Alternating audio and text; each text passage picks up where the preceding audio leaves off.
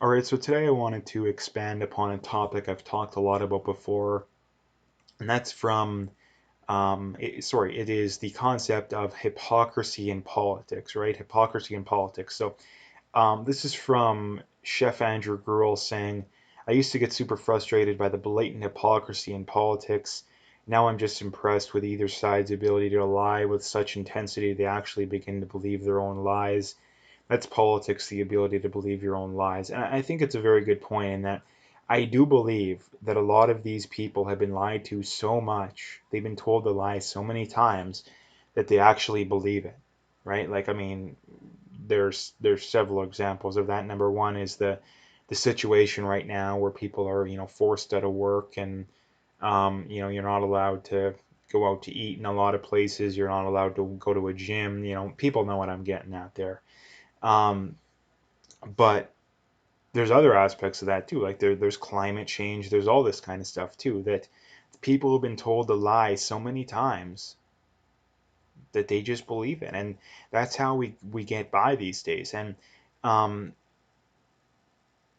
the big problem, and the biggest problem at the end of the day is, I believe, the vast majority of people support the system which makes this inevitable. And what I'm getting at is that we have a society where it's basically ran off the concept of having different sets of rules for different sets of people, right? The government and politicians, a lot of the rules don't apply to them. A lot of the laws don't apply to them. Not only that, a lot of the elites, again, a lot of these laws don't apply to them. A lot of the rules don't apply to them. And the vast, again, like most people, like 99.9% of people get all hot and bothered when they see examples of this hypocrisy. But at the end of the day, they'll defend tooth and nail a blatantly contradictory system, right? A system that allows for different sets of rules for different sets of people is, again, contradictory by definition, and the vast majority of people support that. So when you have a system like that, hypocrisy is inevitable. And when you have a system to where there's different sets of rules for different sets of people, the most hypocritical people, the most power hungry people, are usually the ones that are going to flock to these positions of power, which is why we see so many complete a-hole politicians on both sides to a large degree, to be frank with people. I mean, I mean, I'm not going to name names. People know who I'm getting at, right? I mean, you could just, to be quite honest, most politicians fall into that category. So again, more often than not, it's safer to assume they fall into that category than not, right? I think the big difference is you have the ones that are more prominent and the ones that aren't as prominent. I think that's kind of the distinguishing factor. But again, the point remains. So again, like I say, why does this stuff exist? Well, it exists because we allow it to, and it exists because most people vehemently support it. And the other reason it exists is because most people think that it benefits them, right?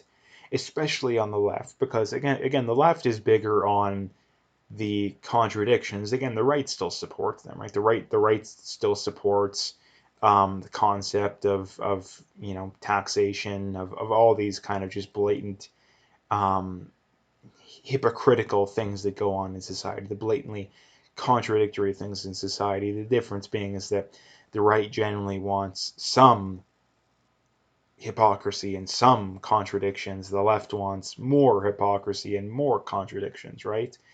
Um, so that is the difference. But at the end of the day, they both support it pretty much the same, right?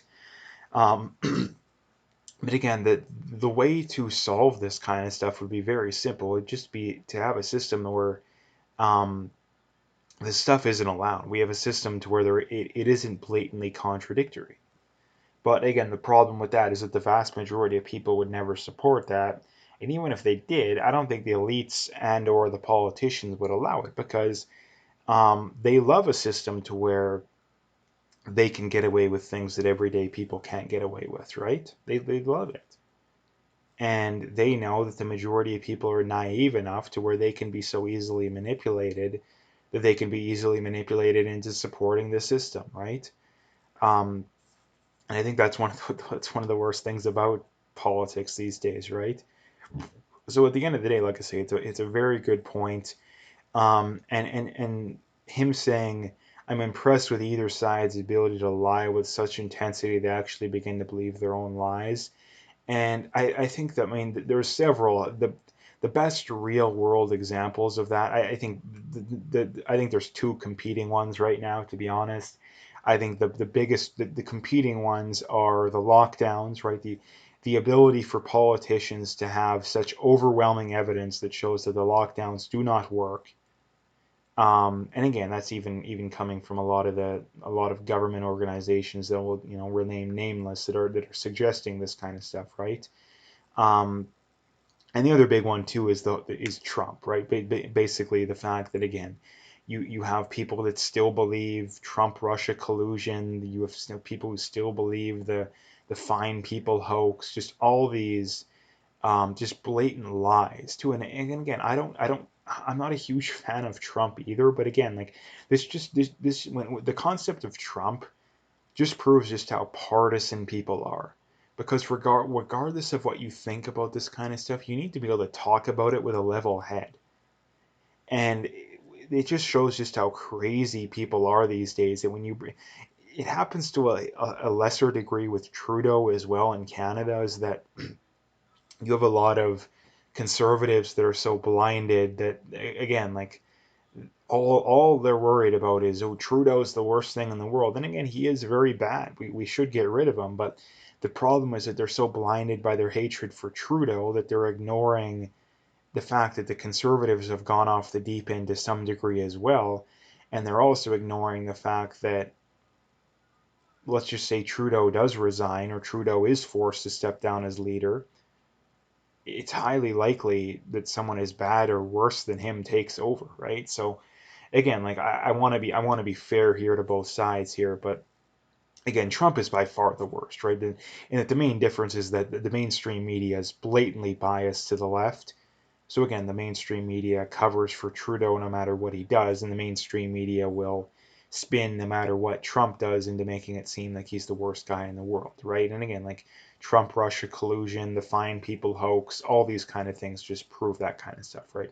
Like, the HCQ, again, I think it's that Facebook basically had to come out recently and admit that, yeah, HCQ. I mean, some people make it seem like, oh, HCQ could single-handedly end the pandemic, which again is, if you want to even call it that.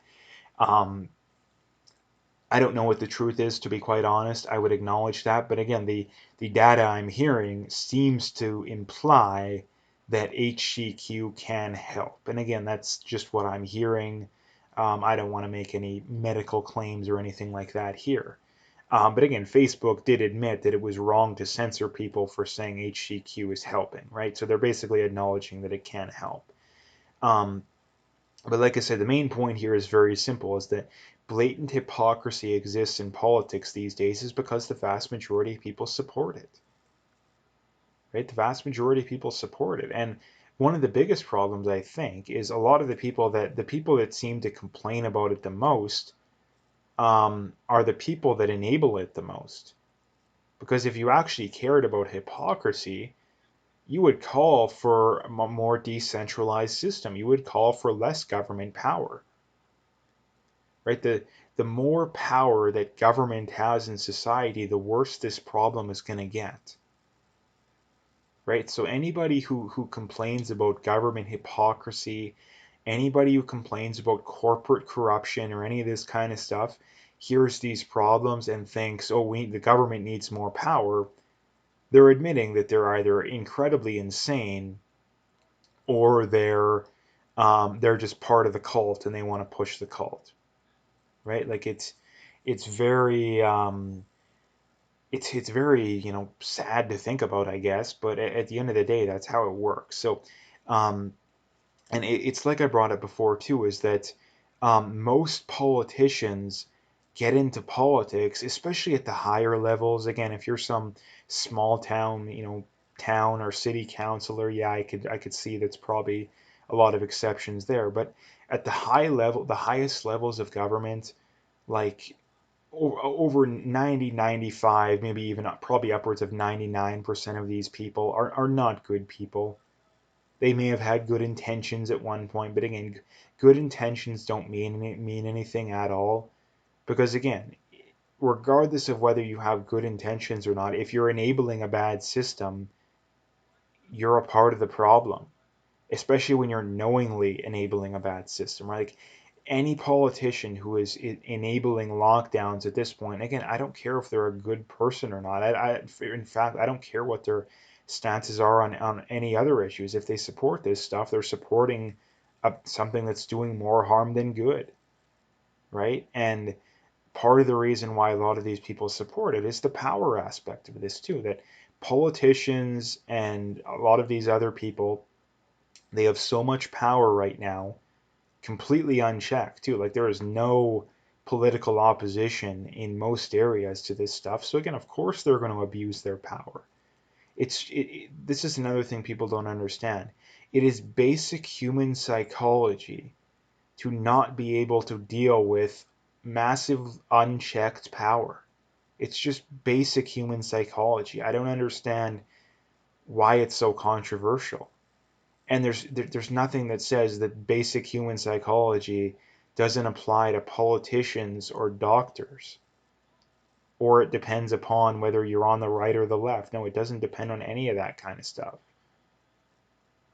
right? So again, anybody who's calling for more government power or is enabling the amount of government power that exists out there these days, I would be incredibly skeptical of those people, regardless of what side they're on. And again, that's just me, because again, people who want the same amount or more government power,